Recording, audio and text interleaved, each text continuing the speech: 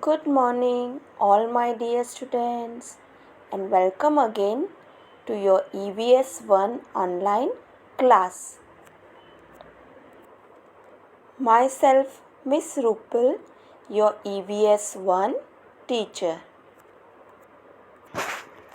Students, in today's class, I am going to explain you one new lesson, and that is from your EVS 1 textbook lesson number 4, and the name of the lesson is water safe for drinking. So students, let's get start with our lesson. So in this lesson, firstly there is try this, means there is an experiment that you have to try at home. So in the picture you can see that some glasses are kept and some substances are given to us. So we have to do the experiments with the substances given to us. We have to try this.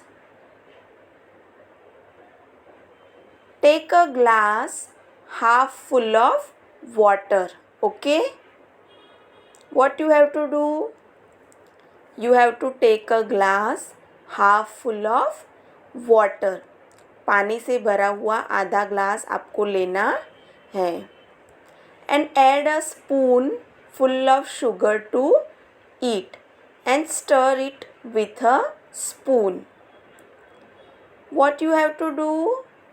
You have to take a glass half full of water and spoon full of sugar. Sugar मतलब शक्कर. To it and stir it with a spoon. पानी का जो glass भरा हुआ है आधा, उसमें आपको 1 चम्मच शुगर लेना है, उसमें डालना है और चम्मच से उसे मिक्स करना है. Okay students, then see what changes takes place. That you have to see, you have to observe. शक्कर को चम्मच से हिलाने के बाद आपको वो पानी को ऑब्जर्व करना है, देखना है कि उसमें क्या चेंजेस होते हैं. Now repeat this experiment with each of the substances mentioned below. Now what you have seen during your experiments? जैसे आपने शक्कर को पानी में डाला और उसको ऑब्जर्व किया, वैसे ही आपको जो बाकी के सब्सटेंसेस दिए गए हैं, जो सब्सटेंसेस मीन बाकी के पदार्थ हैं, that you have to also try. उनको भी बारी बारी से पानी के साथ मिक्स करना है और उन्हें ऑब्जर्व करना है. Now which are the other substances? बाकी के कौन से पदार्थ हैं? So common salt is there, honey, honey मतलब शहद, सॉल्ट मतलब नमक, वॉशिंग सोडा कपड़े धोने का पाउडर, पाउडर्ड अलम मतलब फिटकिरी पाउडर रहता है ना वो, सैंड मतलब मिट्टी, व्हीट फ्लोर गेहूं का आटा, सॉडस्ट मतलब लकड़ी का जो भूसा रहता है वो, टर्मेरिक पाउडर मीन्स हल्दी powder, and some oil. Turn by turn you have to add these substances in the glass half full of water. And what you have to do? Wash the glass clean every time you take the next substance. जैसे ही एक पदार्थ को डाल के आप उसको observe कर लोगे, उसके बाद आपको क्या करना है? ग्लास को अच्छे से धो लेना है और उसके बाद ही दूसरा सब्सटेंस, दूसरा पदार्थ आपको उसमें डालना है. Okay students, so what do you see? आपने ये सारे एक्सपेरिमेंट्स किए, उसमें आपको क्या देखने को मिला? That sugar, salt, washing soda, alum powder disappear in the water. जो शक्कर है, नमक है, कपड़े धोने का पाउडर है, फिटकिरी पाउडर है, वो सारे पानी में मिक्स हो जाते हैं, घुल जाते हैं. They dissolve completely in the water. But sand, sawdust, turmeric powder, oil do not disappear even on stirring. They do not dissolve.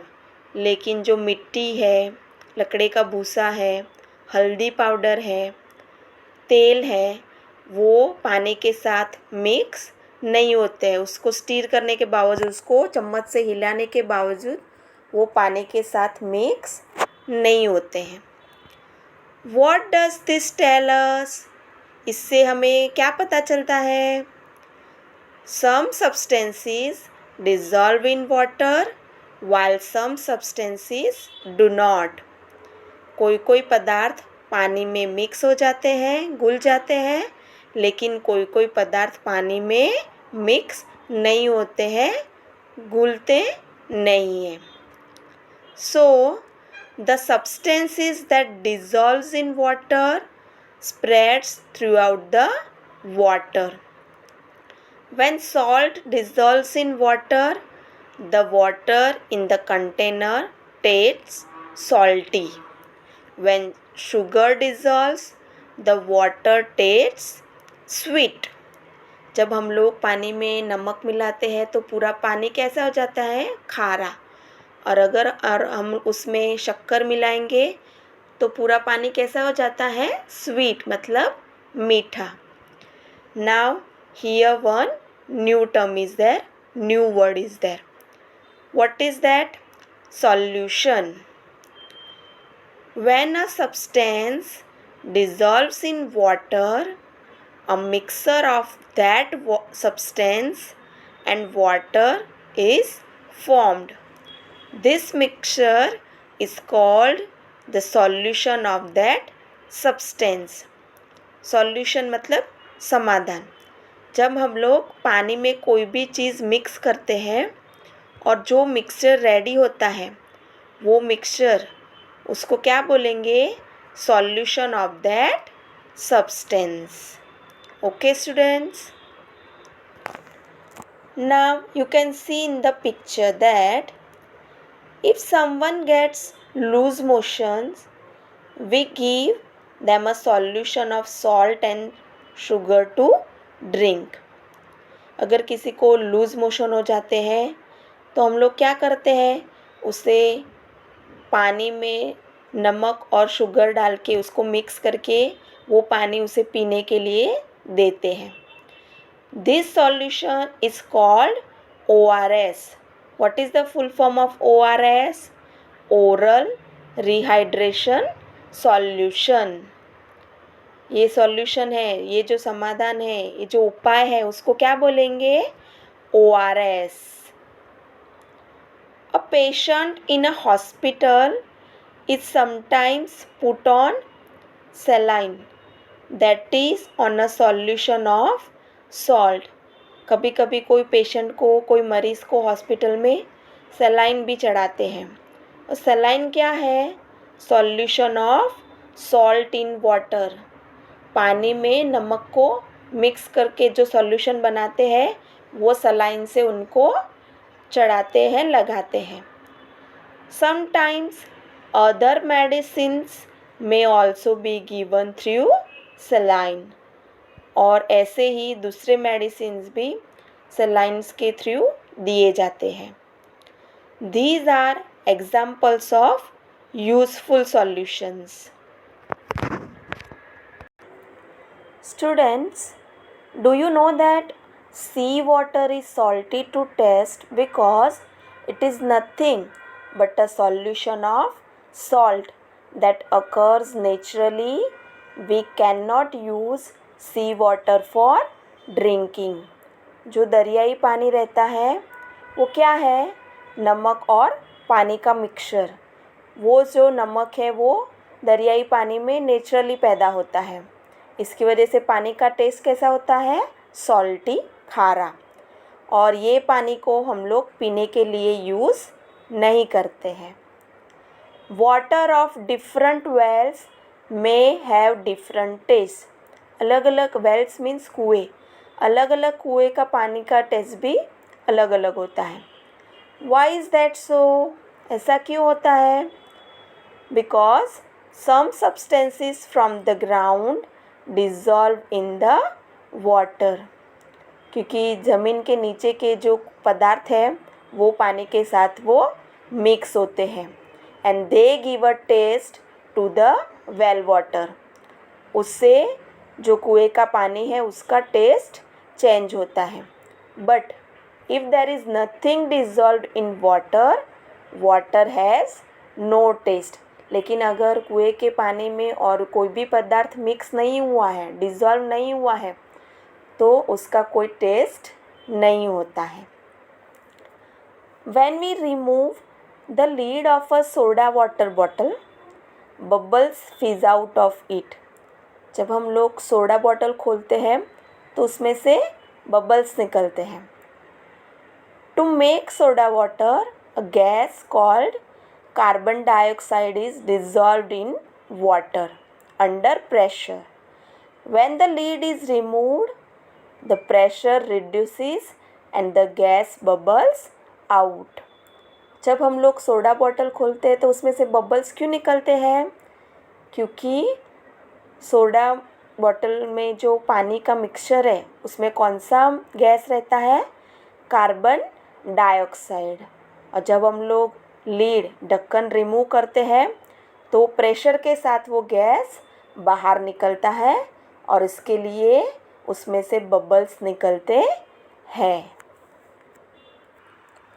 Now here another experiment is there that you have to try at home। What you have to do? Fill a large container with water। एक पात्र लेना है आपको, container लेना है बड़ा और उसमें पानी डालना है। Collect the following articles। और ये सारी चीज़ें आपको कलेक्ट करनी है।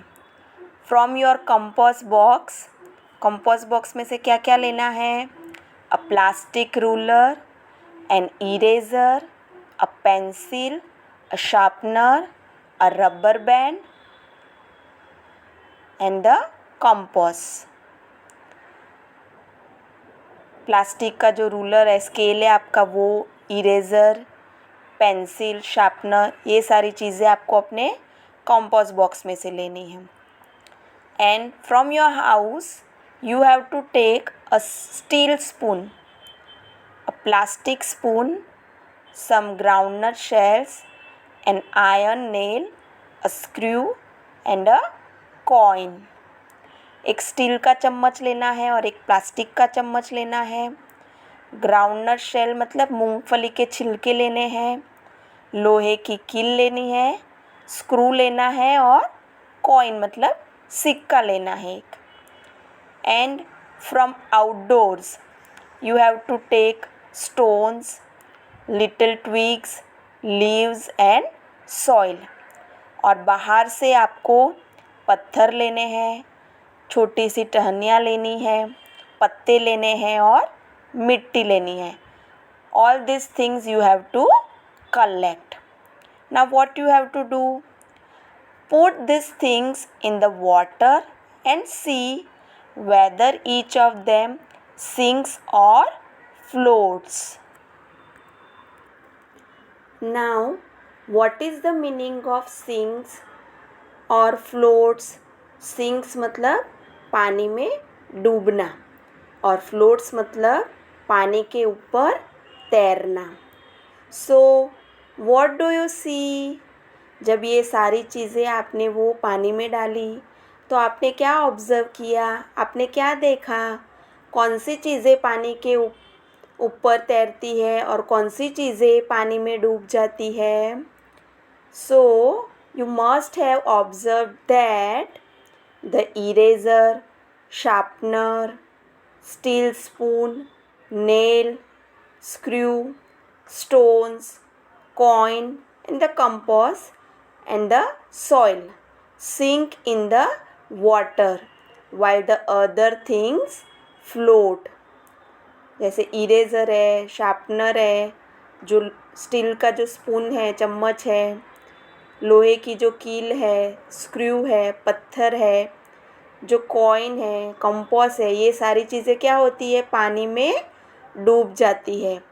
और बाकी की जो चीज़ें हैं जैसे प्लास्टिक स्पून, ग्राउंडनट शेल, जो मूंगफली के छिलके थे, जो ट्विग्स है, छोटी सी टहनियाँ हैं, ये सारी चीज़ें क्या होती है, पानी के ऊपर तैरती है। So what does this tell us? Some things float on water while some things sink in it. इससे हमें क्या सीखने को मिलता है कि कोई कोई चीज़ें पानी में डूब जाती है और कोई कोई चीज़ें पानी के ऊपर तैरती है। So the things that float are lighter than water. The things that sink are heavier than water. जो चीज़ें पानी के ऊपर तैरती है वो चीज़ें क्या होती है, लाइटर देन वाटर, मतलब वो चीज़ें पानी से हल्की है, इसके लिए वो पानी के ऊपर फ्लोट करती है, तैरती है। और जो सब्सटेंसेस, जो चीज़ें पानी से हैवी है, वो सारी चीज़ें पानी में सिंक हो जाती है, मतलब पानी में डूब जाती है। Now there is one another experiment that you have to try at home. What you have to do? Take some muddy water in a big beaker. Muddy water मतलब मैला पानी। एक पात्र में आपको मडी वाटर कलेक्ट करना है। अगर आपके पास मडी वाटर नहीं है तो आपको क्लीन वाटर में सॉइल, मतलब मिट्टी डाल के, पीसीज ऑफ ड्राई ट्विग्स, जो सूखी हुई टहनियाँ है वो डाल के, या स्ट्रॉ, पत्ते, ये सब डाल के you have to prepare a muddy water. Now allow this beaker to stand still for 4 to 5 hours। और आपको क्या करना है, ये जो बीकर है, जो पात्र है, उसको 4 से 5 घंटे तक उसको वैसे ही रखना है, without any movement. Now what do you see? 4-5 घंटे के बाद आपको क्या देखने को मिलेगा? The particles of soil sink in the water and form a layer और सेडिमेंट एट द बॉटम। जो मिट्टी के पार्टिकल्स हैं वो सारे क्या हो जाते हैं, नीचे बॉटम में जाके बैठ जाते हैं, सेटल हो जाते हैं। But twigs and other rubbish float on the water. लेकिन जो टहनियाँ हैं और बाकी का जो कचरा है वो अभी भी पानी के ऊपर तैर रहा है। It takes a long time for the sediment to form. ये जो स्तर बनाने में, उसको सेटल होने में लंबा टाइम लगता है। Now what does this tell us? So this tells us that particles of soil are heavier than water, but because they are very small, they take a long time to settle to the bottom of the water. Leaves, twigs, etc. are lighter than water. मिट्टी के जो particles है, soil particles जो है, they are heavier than water. वो पानी से भारी होते हैं, हैवी होते हैं। उसकी वजह से उन्हें सेटल डाउन होने में, बॉटम में, निचले स्तर पे सेटल डाउन होने में उन्हें ज़्यादा टाइम लगता है। लेकिन जो पत्ते हैं, टहनियाँ हैं, they are lighter than water. ये पानी से हल्के होते हैं। And they floats on the water. इसके लिए वो पानी के ऊपर तैरते हैं। Now the water appears much cleaner and transparent than it was. जो मडी वाटर, जो मैला पानी हमने यूज़ किया था, वो अभी पहले से काफ़ी क्लीन और ट्रांसपेरेंट, मतलब जिसके आर पार हम लोग देख सकते हैं, ऐसा ट्रांसपेरेंट दिखाई दे रहा है. The process of allowing heavier particles to settle to the bottom of still water is called settling. जो हैवी पार्टिकल्स हैं, भारी जो पदार्थ हैं, उन्हें सेटल होने में, बॉटम के जो निचले स्तर पर जो सेटल होने का, बसने का जो प्रोसेस है, that is called settling. Now without disturbing the sediment, pour the water above it into 2 smaller beakers. अभी आपको क्या करना है, ये पानी को हिलाना नहीं है, डिस्टर्ब नहीं करना है, और ये पानी को 2 छोटे बीकर में डिवाइड करना है. Even though this water appears much cleaner than before, there are still some fine particles of soil and some rubbish floating in it. अभी जो आपने 2 बीकर में जो पानी डिवाइड किया है, वो पहले से भी ज़्यादा क्लीन लग रहा है, साफ लग रहा है, लेकिन अभी भी जो सॉइल पार्टिकल्स है और बाकी का जो कचरा है, वो उसके ऊपर, पानी के ऊपर तैर रहे हैं. Now carry out the following experiments using these 2 beakers. Label them 1 and 2. Now you have to do another experiment using these 2 beakers, beaker number 1 and beaker number 2. Now what you have to do, take a piece of alum and smear it once in the water in the first beaker. alum means जो फिटकिरी है उसका टुकड़ा, वो आपको लेना है और जो पहले बीकर में जो पानी है उसमें वो घुमाना है. Leave this beaker undisturbed for 2 or 3 hours.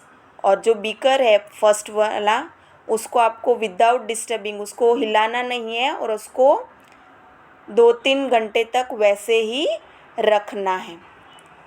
Now what do you see, आपको क्या देखने को मिलेगा? The particles floating in water slowly settle to the bottom. जो पार्टिकल्स, जो पदार्थ पानी के ऊपर तैर रहे थे, वो भी अभी धीरे धीरे बॉटम में, निचले स्तर पर वो भी सेट हो रहे हैं, बसने लगे हैं. And the water in the upper part becomes transparent. और जो ऊपर के हिस्से का पानी है, वो एकदम क्लीन एंड ट्रांसपेरेंट दिखाई दे रहा है. The twigs and straw still keep floating on the water. लेकिन जो स्ट्रॉ है, जो और भी कचरा है, टहनियाँ हैं, वो सब पानी के ऊपर तैर रहे हैं.